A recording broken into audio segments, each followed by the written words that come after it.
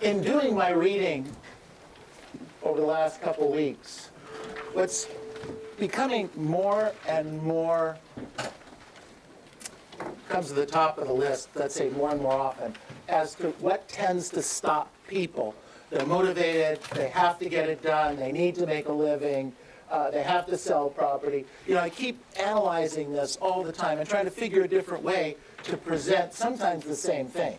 Because we know very often that if 90% of what's wrong with you in your life today could be solved with massive prospecting, right? Say yes. Yeah. 90% of everything that's going on that's not right in your life can be solved with massive, massive prospecting. And yet, you don't do it. Why? So I keep looking at different ways, reading different books, searching online for different thoughts, trying to get into everyone's mind. And so this week, I have an interesting approach to this. The start that stops most people. Write that down. The start that stops most people. So, the great Chinese philosopher Lao Tzu said, a journey of 1,000 miles begins with a single step. Interesting thought. Journey of 1,000 miles starts with a single step. John Maxwell, a great American philosopher, says that success is a journey, not a destination. Success is a journey, not a destination. So what I did was I put them both together. The great American philosopher, me.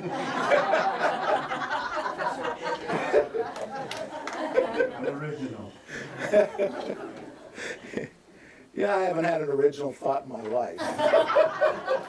I just take this and put it with this and hope it comes out like that. So if you combine the two, you create the saying, the success journey begins with a single step. The success journey begins with a single step.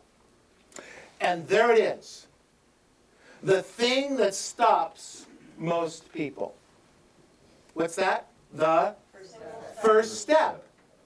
The first step. Write it down. The first step. Circle it. Star it. The first step. We're getting ready to get set, to get going, to get started when, if, as the moon becomes on a Wednesday night at 9 o'clock, then, you know what I'm talking about? That little step separates abundance from failure. That little step, that first step in your learning your scripts and dialogues, the first step in your prospecting, the first step of getting up this morning, going through your routine. Every day we have a first step. Every routine has a first step. When we get out of bed in the morning, we can choose to go to the left and not do our exercise, or choose to go to the right and do our exercise. It's the first step. First step to the right or first step to the left. You choose. How is the day set up? It's that first step in everything we do, the first step in working on the relationship that we have with our spouses and significant others. It's the first step. It's you're in an argument with somebody, you take the first step to clear it. The first step. I wrote down here, without that first step, you are guaranteed not to accomplish your objective. Think about that.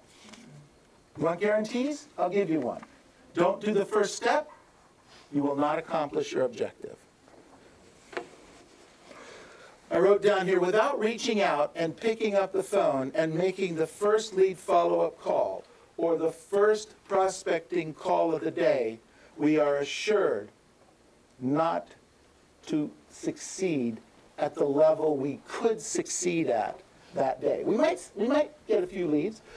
Things happen. We generated some business over here, so we might get a call over here. That might happen, right? Say yes. But what happens to us is because we didn't do enough first steps over here, and then we stop doing the first steps in here because life gets in the way, then we run out of the activities that were generated over here, and now those phone calls don't come in over here, or those emails don't come back over here. We have to start the first step over here. It must be like that. It's that one motion of picking up and dialing that first phone number that separates the winners from the losers. When I say dialing, I can also be door knocking, so don't get stuck, okay? Well, he's not talking to me because I only door knock. I'm talking to you, okay? You phone call or you door knock, same thing.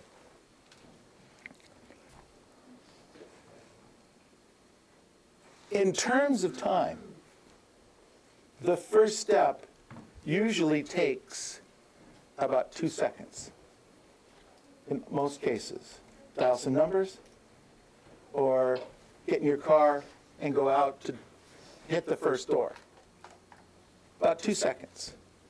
It also determines your future. If you don't do first steps back here, you don't get the business over here. It's that simple. If you're not going out on appointments now from leads that you generated before, it's because you didn't generate leads before. You guys with me? If you don't have opportunity in business today, right now, if you don't have something on your plate that you can reach out and call and try to set an appointment with, it's because yesterday or the yesterdays before yesterday, you didn't do your job on a regular basis. It's that simple. It's that simple. First steps. I wrote down here, the reason the first step is so hard, has to do with the pain of the activity that is felt. This gets a little bit complicated, so hopefully I can get it. It's about pain, okay? The discipline, the pain of the discipline we feel now, that's today, okay? We feel discipline. We have to discipline ourselves to take the first step. You guys with me? Okay. The pain of regret is what I didn't do, but that doesn't show up till later. Get it? So I have pain now of having to do the activity, of having to learn the script, of having to work on losing the weight, of have the pain of not eating that one big taco, okay? That's the pain of now. So we put off the pain of regret. Oh, I should have. I can't believe I ate. How many times have you ever given in to the urge of that hot fudge sundae at 8 o'clock in the evening? And there it is, you know, and you gave in to the urge. You're not really even hungry. You're really not even hungry. But you give in to the urge of that, and you have that wonderful, you know, it's funny, in most homes, they have the ice cream they like, certainly in my home. In fact, we have the ice cream we like times 4. God forbid one of them should go bad. And then this certain kind of hot fudge that Debbie likes, okay? And then we have a case of that. We have 12 of those. They come in a case of 12, you know, they're kind of small, flat case. There's 12 of those. No, she doesn't put one per serving, no, but can't run out. We're all like that. It's that pain of the discipline of not having it at 8 o'clock in the evening. I get that. That's a little painful. But then we go into the pain of the regret Because a week or 2 or 3 or 4 from now, after we had ice cream every evening, or we had that scotch every evening, or we indulged ourselves with the food that we had every evening, and it's 10 weeks later and we haven't lost any weight, then we regret it, don't we?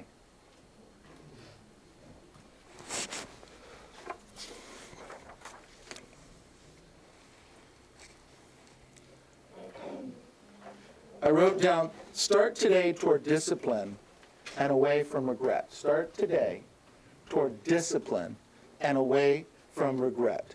Begin your success journey today with a single step. That's the single step. So you don't regret 8, 10, 12, 16 weeks from now. You know, I have the sign over there that says Christmas is coming, right? December 25th, 2013 is coming. Now, it looks way out there, doesn't it? Way out there. And yet we know that if we don't do what we're supposed to do today, every day, every week, every month, every day, every week, every month, every day, every week, every month, then when December 25th comes, we're not going to have the things that we want to have. We're not going to be able to provide our families with the Christmas that we want to provide. And then we go into this major regret thing. Discipline now avoids the regret later.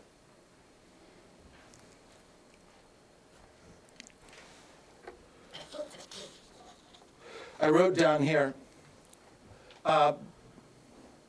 begin your success journey today with a single step. When you really focus, you get things done. When most people evaluate their time, there is very little of an 8-hour workday that is focused time. Write that down. Very little of an 8-hour workday. Now, those of you that have been around me for a while know that I say 8 hours a day, 5 days a week, makes you a living. Anything over that is how we get rich. So if you're not doing your basic 8, and you're not focused and really doing what needs to get done with all the little first steps that need to be accomplished every day, every week, every month, then you certainly aren't working the 9, 10, 11, 12 hours to get rich. Some of you in here are very comfortable, but you're not rich. If you had a bad 6 months, it would get serious. It would get very serious. You need to move beyond that. You need to think in terms beyond that. I wrote down here, the lack of focus time is why agents often work 7 days a week. It's because there's little focus time invested daily. They know what they're supposed to do. All of you know what you're supposed to do. If you don't, ask me or Bill or Diane or Frank. We'll tell you what needs to get done, when it needs to get done, how it needs to get done, at what level and intensity it needs to get done. We do that with you all the time.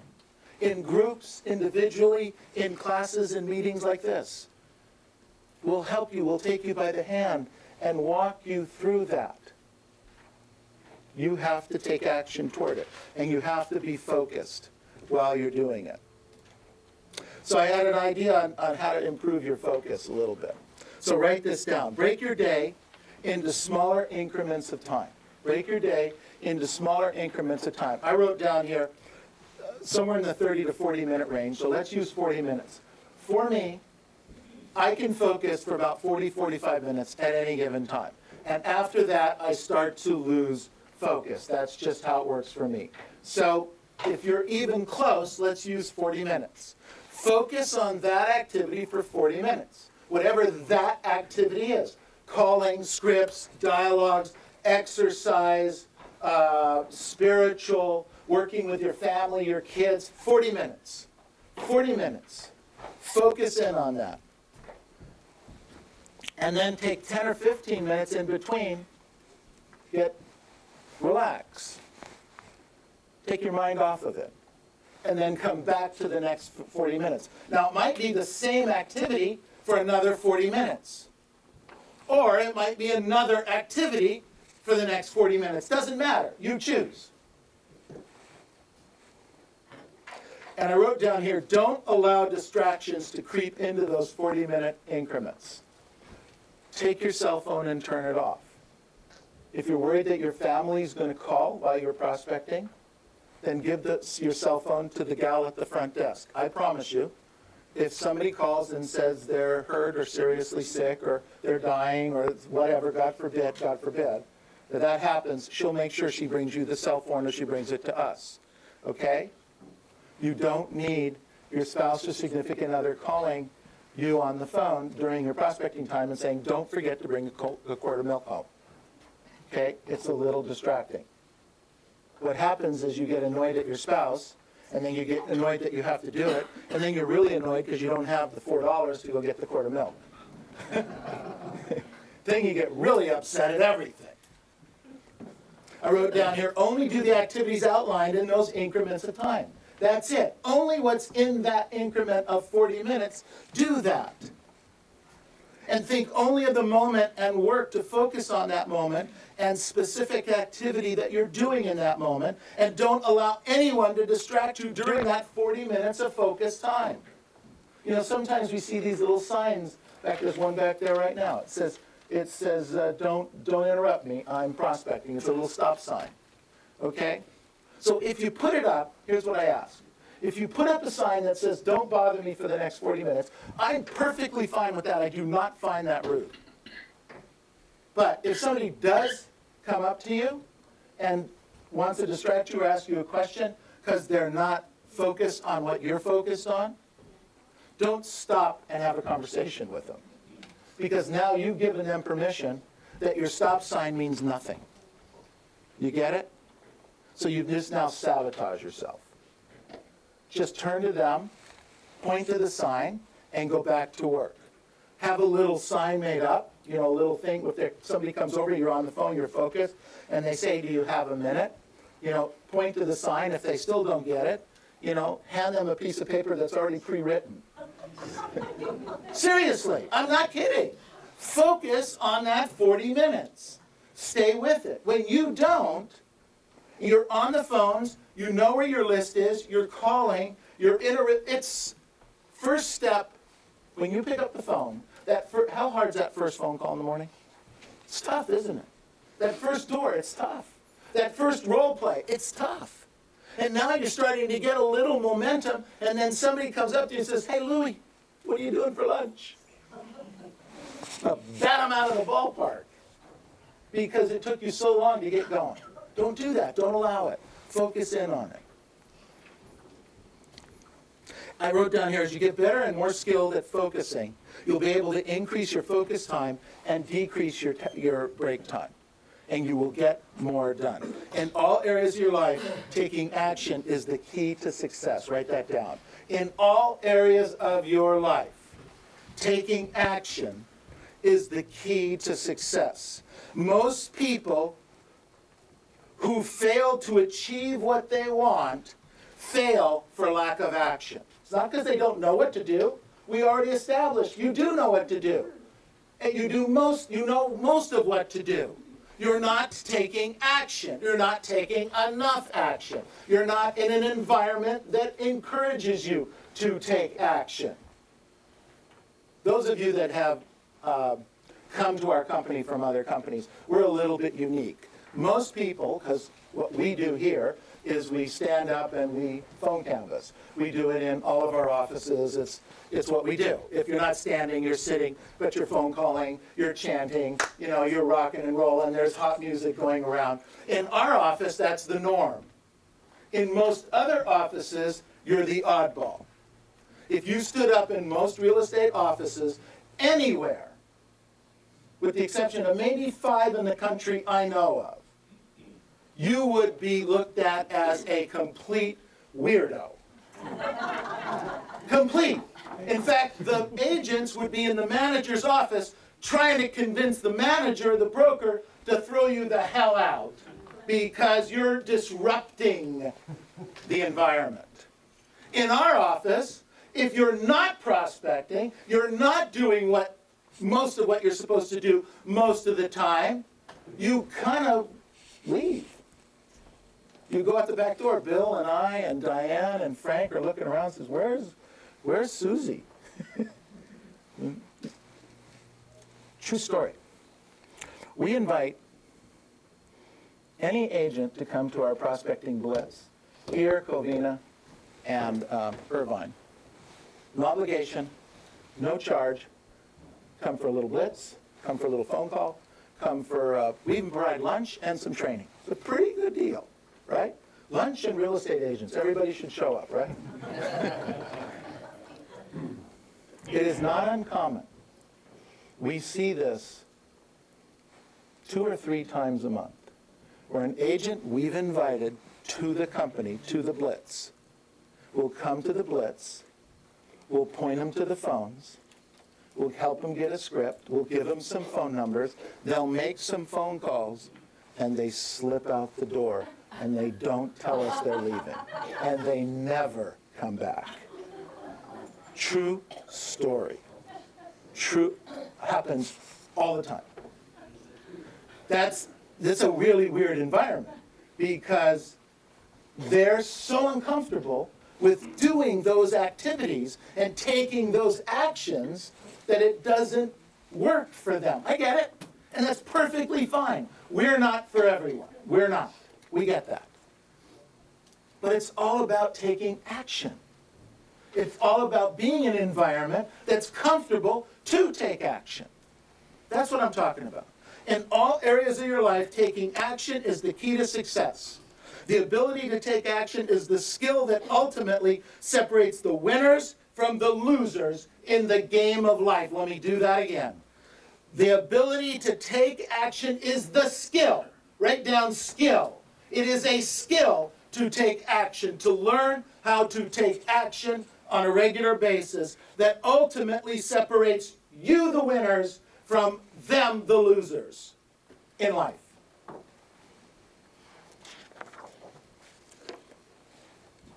One of the points I made, probably one of the starting points, in the January event that we had, the goal-setting event at the Embassy Suites, was I wrote down here, it's more essential to success to be consistent than it is to be precise. You guys remember that? It's more essential to your success to be consistent over time than it is to be precise in what you're doing. If you are constantly doing enough things right, every day, every week, every month, every day, every week, every month, that doesn't mean everything right all the time. It means constantly doing enough things right over time. You will be hugely successful, gigantically successful. I wrote down here, most salespeople think when they make the sale, they did everything right. When you make the sale, you did everything right. That is a common thought in salespeople, okay? Now, whether you're going to admit to it or not, I'm not going to ask you to right here. But we think, whoop, I aced that one. I got the signature. Good job. What happens if that assumption isn't true? What if you did just enough right to beat the other guy out, but they weren't any good? Think about that. What if you got you got the listing appointment, you got the listing, you were competing against 3 or 4 other people, you got it, you feel really good about yourself. I was competing against a number of other people. And the truth is, the rest of them weren't that good. I wrote down here, what's going to happen when the competition gets a little tougher and the marketplace gets a little bit more competitive? And that's what's happening right now, isn't it? And if you're not up on your skills, and you're not up on your marketplace, and you haven't previewed property, and you haven't talked to 150 to 250 people every single week, week in and week out, so that you can build up those first steps over here, so that you can reap the rewards over here, you are going to struggle. And what's interesting, you could fail in a great market. Now, is that scary or what?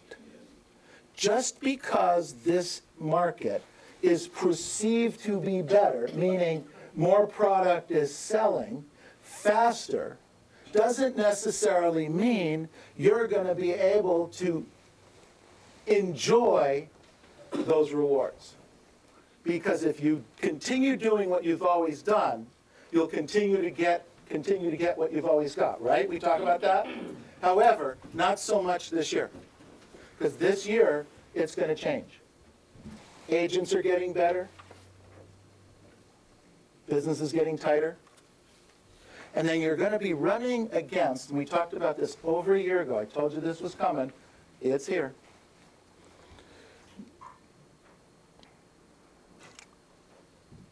In 07, 8, 9, and 10, part of 11, anyone listing their home that really needed it sold and needed a professional would not use their niece, nephew, aunt, uncle who was new in the business. They would search out a professional, right? Say yes. Yes. Starting in 11 and now in 12 and 13, certainly now in 13, we're starting to lose listings to agents who are related to aunts and uncles, brothers, sisters, moms, and dads. Now let me tell you something. It's not impossible to beat them. It's not impossible to take a listing away from a relative. It's done. But it will be the single hardest sale you make. Because the low-hanging fruit, the stuff that should be just picked up by you guys from last year or the year before, is not going to be there this year. Because you're going to lose those deals to relatives. Not all of them, but a good part of them. Which means you're going to have to get better at what you do, because you're going to have to get the ones you can get, and you're going to have to prospect more than ever before, because you're going to have to talk to a lot more people. Get it? You see what's going on here? This is not, I much prefer the markets of 07, 08, 09, even when we weren't selling a lot of product, as to these markets, because these markets don't tend to take a really highly skilled professional. And that's what you are, highly skilled professionals. Remember I told you that the real estate agents who left the business, there was 1.5 to 2 million real estate agents that left the business when the market contracted? Remember us talking about that? Okay, well, I think about 500,000 of them called me in the last month. Everybody wants to come back. Everybody wants to come back in the business. Those are your competitors. That's more competitive than the people that you've been competing with. Because those are the aunts and uncles, nieces and nephews